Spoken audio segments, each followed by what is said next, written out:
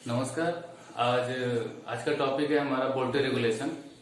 तो voltage regulation जो transformer है उसके बारे में कई बार हम लोग टीचर हमारे जब वाइवा लेते हैं या फिर कहीं इंटरव्यू में हम जाते हैं तो अक्सर लोग पूछते हैं कि अगर हम जाते हैं कहीं मार्केट में और ट्रांसफार्मर खरीदना हो तो आप कैसे जानोगे कि वो ट्रांसफार्मर का जो परफॉर्मेंस है वो गुड है या फिर वो परफॉर्मेंस उसकी काफी बेटर है। तो कई बार एक क्वेश्चन पूछा जाता है जिस एक्चुअली जो हमारा वोल्टेज रेगुलेशन है उस ट्रांसफार्मर की परफॉर्मेंस को बताता है। तो यदि हम कहीं परचेज करने जाते हैं ट्रांसफार्मर को तब उसकी वोल्टेज रेगुलेशन जितना कम होगा ट्रांसफार्मर का जो परफॉर्मेंस है वो बहुत बेटर होगा। तो ये सब चीजें क्वेश्चन अक्सर हम लोग सुनते हैं, पूछा भी जाता है। तो हम देखते हैं कि आपका जो सिंगल फेज ट्रांसफार्मर का वोल्टेज रेगुलेशन क्या होता है, कैसे इसे हम फाइंड करते हैं। तो सबसे पहले जो वोल्टेज रेगुलेशन है, तो वोल्टेज रेगुलेशन क्या होता है, जो इनहेरेंट वोल्टेज रेगुलेशन होता है और डिफरेंस होता है आपका किसका, no load voltage to full load voltage. तो उसे हम इनहेरेंट आपका वोल्टेज रेगुलेशन करते हैं और अगेन उसमें अगर हम डिवाइड कर देते हैं आपका फुल लोड वोल्टेज से तो आपका वोल्टेज रेगुलेशन वो कहलाता है। तो कुछ नहीं, वोल्टेज रेगुलेशन जो हमारा होगा, वोल्टेज रेगुलेशन इक्वल टू ये हो गया आपका no load voltage secondary side का माइनस आपका full load voltage divide by आपका फुल लोड वोल्टेज। यदि हमारा वोल्टेज रेगुलेशन 100 से मल्टीप्लाई नहीं है इसे हम पर यूनिट आपका वोल्टेज रेगुलेशन कहेंगे। यानी इसके यहाँ पे पर यूनिट लिख देते हैं और इसके साथ अगर जो हम 100 से मल्टीप्लाई कर दिया जाए, इसको हम 100 से अगर जब मल्टीप्लाई कर देते हैं तो ये आपका परसेंटेज ऑफ वोल्टेज रेगुलेशन होगा। तो यहाँ पे ध्यान देने वाली बात यह है कि ये जो आपका जो इक्वेशन लिखा गया है ये वोल्टेज रेगुलेशन को आपको बताया जा रहा है। तो यहाँ पे दिख ही रहा है कि आपका E2 यानी आपका no load voltage minus full load voltage, यानी जब आपका ट्रांसफार्मर नो लोड पे है और जब आपका ट्रांसफार्मर फुल लोड पे है तो उन दोनों का डिफरेंस यदि जितना कम होगा वोल्टेज रेगुलेशन आपका, यानी जितना कम होगा ट्रांसफार्मर की परफॉर्मेंस उतना ही बेटर होगी। ठीक है, तो इसको समझने के लिए हमको याद रखिए जो सेकेंडरी साइड का जो हमने पैरामीटर्स फाइंड किया था जब हमने इक्विवेलेंट सर्किट ड्रा किया था और उसमें हमने क्या किया था कि जो प्राइमरी साइड से सारे पैरामीटर्स को सेकेंडरी साइड लेकर आए थे, तो हमारे पास कुछ इस तरीके से जो सर्किट हमारा बना था वो आपको याद होगा इस तरीके से आपका बना था। यहाँ पे हमारा क्या था, आपका E2 था और इसी E2 को मैंने लिखा था आपका V1 डिवाइड बाई A। ठीक है, जो इसके प्रीवियस जो आपका वीडियो था उसमें मैंने इक्विवेलेंट सर्किट में इसे बताया था। तो जो सेकेंडरी साइड का जो हमने पैरामीटर्स निकाले थे ये आपका E2 इक्वल टू आपका V1 अपॉन A लिखा गया था। एक क्या था आपका R2 इक्विवेलेंट या R इक्विवेलेंट 2 लिख सकते हैं और ये आपका X2 इक्विवेलेंट आपका था और ये क्या है आपका Z है, ZL या फिर लोड है और इसके क्रॉस में वोल्टेज हो गया आपका V2। ठीक है, ये हमारे पास उसका सर्किट बन के आ रहा था, सर्किट इक्विवेलेंट सर्किट जो हमने ड्रा किया था प्राइमरी टू सेकेंडरी साइड का। तो यहाँ पे आपका दिख रहा है कि जो इक्वेशन अगर जैसे हम केवीएल अप्लाई करें, इसमें हम केवीएल अप्लाई करते हैं तो क्या होगा कि ये जो E2 है वो किसके इक्वल आ रहा है, तो ये आपका आ जाएगा V2 प्लस I2 R2 मतलब equivalent plus J of I2 X2 equivalent. Clear है, ये आपका इसका सर्किट आपका देख रहे हैं, इसमें J है आपका यानी आपका फेजर आपका ये इक्वेशन आपका आ गया है। हमें इसको चाहिए मैग्नीट्यूड के फॉर्म में। तो याद होगा कि जब मैग्नीट्यूड के फॉर्म में जब इसको हम फाइंड कैसे करते हैं तो फेजर डायग्राम के थ्रू।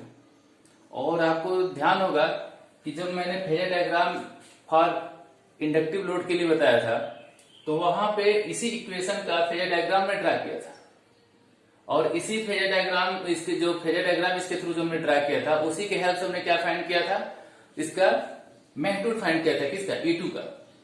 तो इसका अगर हम फेजर डायग्राम अगर हम बनाए तो मैंने बताया था कि इसमें क्या है कि वोल्टेज को V2 को हमने क्या ले लिया कि ये आपका ये V2 को हमने क्या ले लिया, रेफरेंस ले लिया।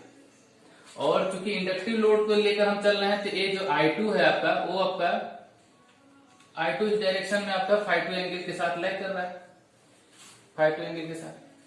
अब इसमें देख रहा है कि ये जो आपका, अब E2 की वैल्यू में फाइंड करना होगा, तो V2 प्लस I2 क्या है आपका रेजिस्टिव वोल्टेज ग्राफ है, और इसका जो आपका फेजर डायग्राम होगा अपने इस करंट के सेम डायरेक्शन में जाएगा, लेकिन ऐड होगा आपका V2 के साथ।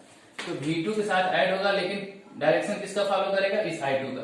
तो I2 के डायरेक्शन में ये आपका आ गया I2 R2 की वैल्यू। क्लियर है। और जब हम इसका फेजर डायग्राम ड्रा करेंगे, तो ये क्या है आपका इंडक्टिव आपका वोल्टेज है। तो इंडक्टिव वोल्टेज हमेशा अपने करंट I2 से 90 डिग्री लीड करेगा।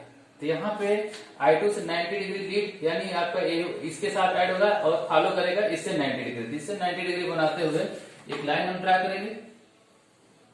तो ये जो आपका लाइन होगा, ये आपका जो वैल्यू है, ये आपका I2 X2 की वैल्यू आ गई। इनको आपस में हम ऐड करेंगे, तो ये आपका आ गया E2 की वैल्यू। क्लियर है। और इसके प्रीवियस वाले जो मैंने फेजर डायग्राम था, उसमें मैंने बताया था कि इस E2 की वैल्यू कैसे फाइंड होगा। तो अगर तो इस लाइन को हम आगे की तरफ ऐसे हम बढ़ाते चले जाएं और इस लाइन को ऐसे परपेंडिकुलर नीचे की तरफ लेकर आए, तो ये आपका एक दिख रहा होगा, यहां से आपका ए और फिर यहां से यहां तक एक राइट एंगल ट्रायंगल बन रहा है, जिसमें आपका E2 क्या है, हाइपोटेनियस हो गया। तो अगर हम यहां से यहां तक का डिस्टेंस और ये वाला डिस्टेंस हम फाइंड करें, तो हम इसकी वैल्यू E2 की वैल्यू फाइंड कर सकते हैं। तो उसको फाइंड करने के लिए मैंने क्या बताया था कि चूंकि ये आपका I2 है, मतलब ∅2 है, तो ये भी आपका क्या बनेगा, ये भी आपका ∅2 होगा, क्योंकि पैरेलल लाइन जा रही है सीधे वही। और अब ये जो आपका I2 R2, इसके दो कंपोनेंट हो जाएंगे। एक कंपोनेंट आपका ये एक यहां से यहां तक होगा, और दूसरा इसका कंपोनेंट ये वाला जो है, या फिर हम कर सकते हैं ये जो इसका है। तो इसका दो कंपोनेंट हमने कर देंगे। ऊपर वाला क्या हो जाएगा, I2 R2 cos ∅2, नीचे वाला हो जाएगा I2 R2 sin ∅2। ऐसे ही जब हमने ये जो आपका यहां से यहां तक का जो ये वाली क्वांटिटी है, ये क्या है, I2 X2 की है फेजर डायग्राम। तो इसके भी दो कंपोनेंट्स होंगे। एक कंपोनेंट क्या हो जाएगा, यहां से आपका ये हॉरिजॉन्टल, और दूसरा आपका ये वर्टिकल लाइन, ये वाली, यानी कह सकते हो कि ये इसके यहां तक है। ठीक है। तो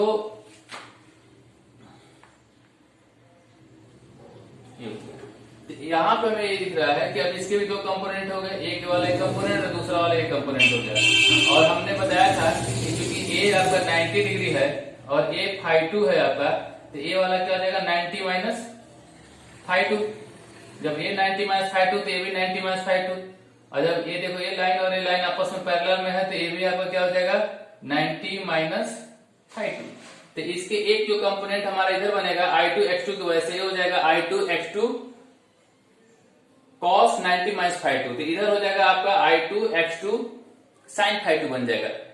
और इधर आपका बन जाएगा इसका दूसरा कंपोनेंट ये है, तो ये हो जाएगा आपका I2 X2 sin 90 माइनस ∅2, जो बाद में बदलते हो जाएगा आपका I2 X2 आपका cos ∅2 हो जाएगा। तो ऊपर हो गया आपका ये I2 X2 cos ∅2, यानी ये वाला जो डिस्टेंस है इधर वाला, यहां से यहां तक का डिस्टेंस, ये हो गया आपका I2 X2 cos ∅2। और यहां से यहां तक का जो डिस्टेंस है ये वाला डिस्टेंस हो गया आपका I2 X2 sin ∅2 हो गया आपका। क्लियर। अब ध्यान देने वाली बात यह है कि हमारा जो अब इसकी मैग्नीट्यूड फाइंड करेंगे E2 का, तो ये हो जाएगा अंडर रूट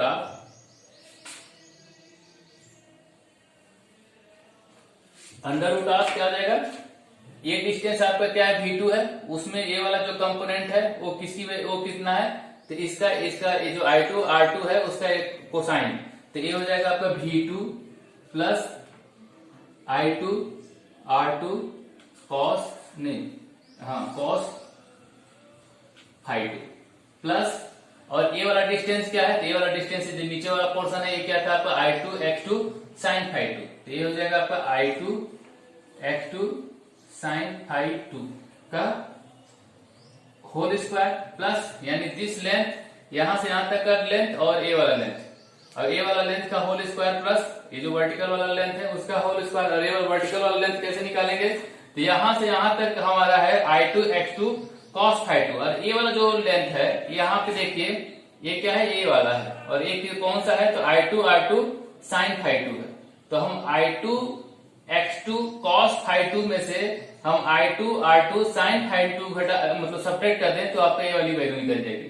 तो यहां से हम निकाल लेंगे I2 x2 cos phi2 minus I2 R2 sin phi2 का होल स्क्वायर।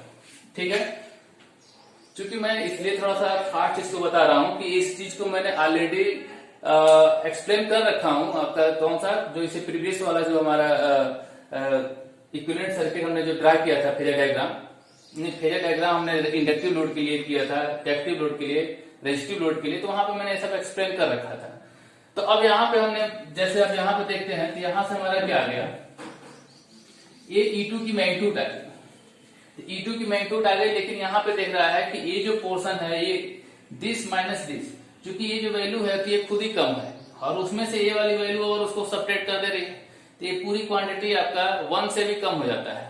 तो 1 से कम का होल स्क्वायर और भी कम हो गया, तो ये वाला जो पोर्शन है एज कंपेयर टू इसके वो नेग्लेजिबल हो जाएगा। क्यों? क्योंकि V2 की जो वैल्यू है किसी भी ट्रांसफार्मर का जो सेकेंडरी साइड का जो लोड टर्मिनल वोल्टेज होगा, मान लीजिए अगर तो स्टेप डाउन भी है तो भी आपका 110 या 105 ऐसे कुछ रहेगा, तो उसमें आपका ये वाला पोर्शन ऐड हो रहा है, तो यानी ये जो क्वांटिटी है वो आपकी काफी ज्यादा हो जाएगी एज कंपेयर टू इसके, और ये आपका 1 से भी कम दिख रहा है, तो यानी इसके तुलना में ये वाला आपका जो पोर्शन है वो आपका नेग्लेजिबल हो जाएगा। तो कह सकते हैं कि अगर ये चीज हमारा नेग्लेक्ट हो गया, जीरो की तरफ हो गया, तो हमारा यहाँ से E2 की जो वैल्यू हो जाएगी वो हो जाएगा magnitude of E2 equal to V2 plus I2 R2 cos phi2 plus I2 x2 sin phi2। Clear है? तो यहाँ पे ये भी सब मैग्नीट्यूड के फॉर्म में ही है, तो क्योंकि इनका होल स्क्वायर है इसके ऊपर, ये चीज नेग्लेक्ट हो जाएगा, तो ये होल स्क्वायर है और रूट ऊपर रूट लगा है, तो रूट इस होल स्क्वायर को क्या कर देगा, हटा देगा, तो इसलिए सिंपल इस फॉर्म में आ जाएगा। वोल्टेज रेगुलेशन में अब हम आते हैं, क्या आता है, तो वोल्टेज रेगुलेशन में चाहिए E2 minus V2 divide by V2, तो यहाँ E2 माइनस V2 हम यहां से फाइंड कर सकते हैं, तो यहां से E2 माइनस V2 क्या हो जाएगा, E2 magnitude of E2 minus magnitude of V2 equal to हमारा क्या रहा है, I2 R2 cos phi2 plus I2 x2 sin phi। ये हमारी वैल्यू आ गई यूजिंग आपका जो फेजर डायग्राम है उसके हेल्प से। क्लियर है? तो हमें ये पता चल गया कि ये जो डिफरेंस आपका दिख रहा है E2 माइनस V2 वो क्या आ रहा है, ये आ रहा है आपके जो ड्रॉप हो रहे हैं ये सब इसके बराबर आ रहा है। क्लियर है? तो हम अब इसके जगह पे ये वाली वैल्यू यहाँ पे पुट कर देते हैं, तो इन सारी चीजों को हम यहाँ से इरेज कर दें।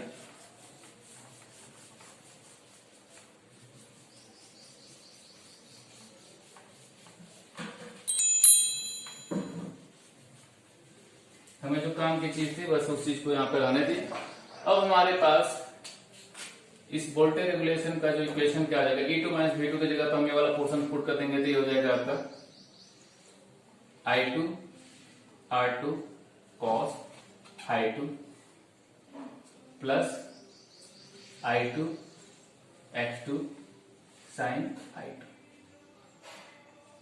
डिवाइड बाई आपका V2 मैग्नीट्यूड ऑफ इंटू 100 कर दिए तो आपका परसेंटेज ऑफ वोल्टेज रेगुलेशन को शो कर रहा है। तो हम इस वैल्यू को इस तरीके से हम लिख सकते हैं। कई जगह डायरेक्ट लिख देता है तो कुछ बच्चे कंफ्यूजन में रहते हैं कि कहां से डायरेक्ट आ गया, इसलिए मैंने पूरे इसको एक्सप्लेन करके बताया दिया आपको। ठीक है, तो ये आपका आ गया E2 minus V2 by V2 की वैल्यू इसके फॉर्म में। क्लियर है? अब हमारे चूंकि देखिए अगर हम पर यूनिट के फॉर्म में इसको समझाने की कोशिश करें तो पर यूनिट के फॉर्म में से काफी लंबा प्रोसेस होता है इसको समझाने के लिए। तो जितना आप लोग का सिलेबस के अकॉर्डिंग है, मैं वो जो फर्स्ट ईयर के बच्चों के खासतौर से ध्यान रखते हुए कि उनके जो सिलेबस अकॉर्डिंग है उस पर ही मैं समझाता हूँ। क्योंकि अब आते हैं कि ये आपका आ गया, इसे चाहे तो हम ऐसे भी लिख सकते हैं, पर यूनिट के फॉर्म में अगर लिखना तो 100 घटा दो, इस बेस वैल्यू को इसके डिवाइड कर दो, बेस वैल्यू को इसके, और ये क्या है, एक्चुअल वोल्टेज हो गया, ये हो गया बेस वैल्यू। तो हमारा पर यूनिट वैल्यू क्या होता है, actual divide by base value. तो दिस डिवाइड बाई दिस, तो ये हो जाता है आपका रेजिस्टिव आपका वोल्टेज हो जाता है, और ये इंडक्टिव वोल्टेज हो जाता है आपका। ठीक है, तो इस तरीके से आपका पर यूनिट के फॉर्म में आ जाता है। तो हमें उस तरीके से बताने की अभी जरूरत नहीं है, तो अभी बहुत काफी वो प्रोसेस है पर यूनिट के लिए अगर बताने लगे तो काफी लेंदी प्रोसेस हो जाएगा। इसको और थोड़ा सा हम चाहें तो इस वाले इक्वेशन को ऐसे भी लिख सकते हैं, क्योंकि हमें अभी पता चला था जो हमने इक्विवेलेंट सर्किट ड्रा किया था वहां पे इस E2 को हम क्या लिखे थे, magnitude of V1 divide by A, यही था ना E2 की value, minus V2 magnitude of V2 divide by magnitude of V2। अगर जैसे 100 से मल्टीप्लाई करती है तो एक परसेंटेज में ही चल रहा है। अगर जो यहाँ पे हम 100 से नहीं मल्टीप्लाई करते तो एक पर यूनिट में आता, और इसको भी हम पर यूनिट में अगर शो करते तो थोड़ा सा लेंदी रहता है। अब हम आ गए, ये आ गया आपका voltage regulation, voltage regulation of transformer आ गए, ये इक्वेशन है इसका। अब यहाँ पे ध्यान देने वाली बात यह है, जैसे कि हमने बताया था कि हम कहीं जाते हैं तो हम नहीं देखते हैं ट्रांसफार्मर लेने के लिए, तो कि हमारा ट्रांसफार्मर की परफॉर्मेंस कितनी अच्छी है, तो वोल्टेज रेगुलेशन हमारी क्या आनी चाहिए, जीरो आनी चाहिए, मतलब कम आनी चाहिए। अगर वोल्टेज रेगुलेशन जीरो आ जाए तो इसका मतलब है उससे तो अच्छा हो ही नहीं सकता, नहीं आइडियल आपका ट्रांसफार्मर हो गया, इससे अच्छा तो ट्रांसफार्मर होगा ही नहीं। तो हम देखते हैं कि आपका वोल्टेज रेगुलेशन जीरो कब होगा, किस कंडीशन पे आएगा। तो हम क्या करें, फॉर वोल्टेज रेगुलेशन जीरो, ये कब आएगा आपका वोल्टेज रेगुलेशन जीरो, यानी वोल्टेज रेगुलेशन को हम जीरो के इक्वल पुट करें, यानी आपका V R equal to zero हम करते हैं, तो वी आर की वैल्यू क्या है, I2 R2 cos phi2 plus I2 X2 sin phi2 equal to, इसको जीरो कर दिया गया। अब इसको जीरो करते हैं तो यहां से हम लिख सकते हैं I2 R2 cos phi2 equal to, इस पोर्शन को इधर लेके चले गए तो minus I2 X2 sin phi2 हो गया। क्लियर, यहां से आई और आई आपका I2 कैंसिल आउट हो गया। और इसको और सिंप्लीफाई करें तो इस cos को इधर लेके जाते हैं और x को इधर लेके आए, तो यहाँ ये हो गया आपका R2 डिवाइड बाई X2 और इक्वल टू क्या आ गया यहाँ पे minus cos phi2 divide by sin phi2। Clear है, और इसी को हम लिख सकते हैं क्या, माइनस 10 phi2। क्लियर, तो ये हमारा आ गया कि जब हमने वोल्टेज रेगुलेशन को जीरो के बराबर पुट किया तो हमारे पास ये रिलेशन आ रहा है। तो यहां से अगर देखा जाए तो इस फाई, यहां से phi2 की जो वैल्यू है वो क्या आ गया, minus 10 inverse R2 by X2 from this line. ठीक है, यहां से हमने देखा कि जो phi2 की वैल्यू है minus 10 inverse R2 by X2 आ गया। अब यहाँ पे जो ये माइनस आपका जो साइन है, phi2 की हमारी वैल्यू माइनस, यानी phi2 की वैल्यू हमारी माइनस कब होती है, मैंने बताया था कि जब माइनस आपका हो गया तो वो कब होता है आपका, जब आपका लीडिंग पावर फैक्टर होता है। ठीक है, यानी कि जो लोड होगा आपका कैपेसिटिव होगा, यानी जब हमारा लोड कैपेसिटिव हो उस केस में ट्रांसफार्मर के अंदर आपका लीडिंग पावर फैक्टर होगा, और इस और कितना वो पावर फैक्टर हो कि आपका वो हमारा वोल्टेज रेगुलेशन जीरो आ जाए, तो हमारे पास आर, ये जो आपका आर इक्विवेलेंट आपका, sorry R equivalent X equivalent, यहाँ पे भी आपका आर इक्विवेलेंट, इसको भी लिख दो दीजिए, और एक्स इक्विवेलेंट आर इक्विवेलेंट, और ये एक्स इक्विवेलेंट, ऐसे आर इक्विवेलेंट एक्स इक्विवेलेंट, ऐसे आर इक्विवेलेंट एक्स इक्विवेलेंट, क्योंकि हम लोगों ने उसको लिखा नहीं था। तो यहाँ पे दिख रहा है कि जो आपका आर इक्विवेलेंट हो गया और एक्स इक्विवेलेंट, इन दोनों की वैल्यू अगर हमें पता हो और उसको हम डिवाइड करके उसका 10 इनवर्स लेने के बाद से जो आपकी फाई की एंगल आएगी, इस एंगल पे हमारा वोल्टेज रेगुलेशन जीरो हो जाएगा, यानी इस आपका लीडिंग आपका जो पावर फैक्टर है इस पर आपका वोल्टेज रेगुलेशन जीरो हो जाएगा। ठीक है, तो इस तरीके से हम बता सकते हैं कि आपका वोल्टेज रेगुलेशन जीरो कब होगा, उसके लिए कंडीशन क्या है वो हम फाइंड कर लिए। अब अगर जो हमसे कोई पूछ दे कि वोल्टेज रेगुलेशन मैक्सिमम कब होगा, तो वोल्टेज रेगुलेशन मैक्सिमम के लिए फॉर वोल्टेज रेगुलेशन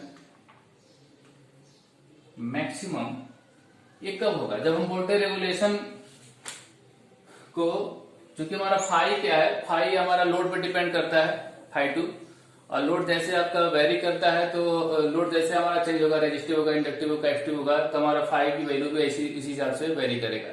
तो यहाँ वेरिएबल आपका टर्म्स इसमें क्या है, तो फाई टू है। तो फाई टू के रिस्पेक्ट में हम इसको क्या कर दें, डिफ्रेंशिएट करके और इक्वल टू 0 पुट कर दे, तो वहां से हमें मैक्सिमम वोल्टेज रेगुलेशन के लिए, मैक्सिमम आपका जो आपका वोल्टेज रेगुलेशन है उसके लिए देखते हैं क्या करें। अब मैक्सिमम वोल्टेज रेगुलेशन के लिए हम क्या करेंगे, d/d∅2 of voltage regulation equal to 0। तो जो एक पोर्शन है आपका d/d∅2, यहाँ पे I2 R2 cos ∅2 plus I2, यहाँ पे ना आपका इक्विवेलेंट था x इक्विवेलेंट टू cos ∅2, ये जो पोर्शन है उसका हम डेरिवेटिव करके इसको इक्वल टू 0 कर दें। तो जब इसका डेरिवेटिव हम लेंगे तो ये आपका आ जाएगा I2 R equivalent to cos ∅2 की वैल्यू हो जाएगी minus of sine ∅2 plus I2 x equivalent to cos ∅2 equal to 0। Negative portion को अगर हम उधर करते हैं तो ये आपका आ जाएगा यहां से, चलिए हम इसी को इधर कर दें, तो यहां से आपका आ जाता है minus I2 R equivalent to sine ∅2 equal to minus I2 x equivalent to cos ∅2।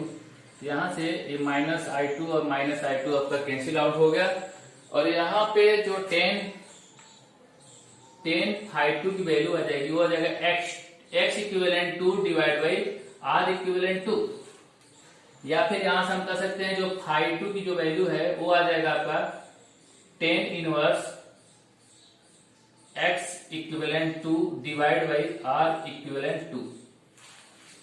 Clear है? यहां पे दिख रहा है कि जो ∅2 पॉजिटिव आ रही है।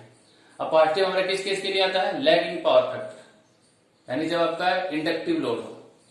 तो जब जितना ही हमारा लोड इंडक्टिव हम बढ़ाते चले जाएंगे, ये जो आपकी आपका जो पावर फैक्टर है वो आपका बढ़ता चला जाएगा, ठीक है। और जब जितना ही ज्यादा आपका ये इंडक्टिव लोड होता चला जाएगा, वोल्टेज रेगुलेशन की वैल्यू उतना ही मैक्सिमम होती चली जाएगी, और उसका मतलब ये जो डिफरेंस है वो बढ़ गया।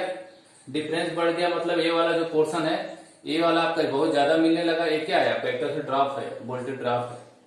तो ये वाला पोर्शन बहुत ज्यादा मिलने लगा, इसका मतलब आपका परफॉर्मेंस ऑफ ट्रांसफार्मर उसका पुअर होने लगा, ठीक है। तो जब आपका वोल्टेज रेगुलेशन 0 होगा तो उस समय सबसे बेस्ट परफॉर्मेंस होगा, यानी जितना ही कम होगा आपका नियर टू 0 वो सबसे बेस्ट परफॉर्मेंस होगा। और जब हमारा लोड, इंडक्टिव लोड जितना ज्यादा बढ़ाते चले जाएंगे, ये ड्रॉप आपकी बढ़ती चली जाएगी, और हमारा परफॉर्मेंस ऑफ जो ट्रांसफार्मर है वो हमारा पुअर होता चला जाएगा। अब हमारा इस वोल्टेज रेगुलेशन का अगर जब हम कर्व ड्रा करें, अगर जो वोल्टेज रेगुलेशन का एक आपका कर्व है, तो देखिए आपका क्या था, ये आपका इधर हमने ले लिया, ये जो आपका लैगिंग पावर फैक्टर, इस डायरेक्शन में लैगिंग पावर फैक्टर है, और इस डायरेक्शन में लीडिंग पावर फैक्टर है, इस डायरेक्शन में। क्लियर है? तो लीडिंग पावर फैक्टर पे इसकी वोल्टेज रेगुलेशन की वैल्यू क्या थी आपकी, 0 थी। बहुत कम लीडिंग पावर फैक्टर पर आपकी वैल्यू 0 होगी। पता चला कि आपने वोल्टेज रेगुलेशन को 0 करने के चक्कर में बहुत ज्यादा कैपेसिटिव लोड लगा दिए, तो ये अगेन आपका इसका ड्रॉप बढ़ जाएगा, ठीक है ना। तो इसका जो कैरेक्टरिस्टिक आता है, यहाँ पे 0 रहा, और उसके बाद से ये धीरे धीरे जैसे जैसे हम अब आपका इंडक्टिव लोड की तरफ बढ़ते जाएंगे, अब हमारे ये बढ़ने लगेगा और कुछ इस तरीके से आएगा। और इसके बाद से यानी इस आपका जो power factor, leading power factor है, इसके आगे और हम बढ़ने लगते हैं, यानी आपका कैपेसिटी लोड और ज्यादा बढ़ाने लगते हैं, तो ये कर्व फिर आपका इस तरीके से सेट हो जाएगा। तो ये जो कर्व है आपका वो वोल्टेज रेगुलेशन का कर्व हो गया। क्लियर है? तो इस तरीके से हम सिंगल फेज ट्रांसफार्मर का वोल्टेज रेगुलेशन हम फाइंड कर सकते हैं, और इसके हेल्प से हम ये भी फाइंड कर सकते हैं कि ट्रांसफार्मर की परफॉर्मेंस क्या है, कब आपका मैक्सिमम आपका हो रहा है, कब आपका मिनिमम हो रहा है वोल्टेज रेगुलेशन, और उसके बाद से परफॉर्मेंस कब आपका पुअर हो रहा है और कब आपका बहुत बेटर हो रहा है। क्लियर है? तो आज हमारा यही तक है।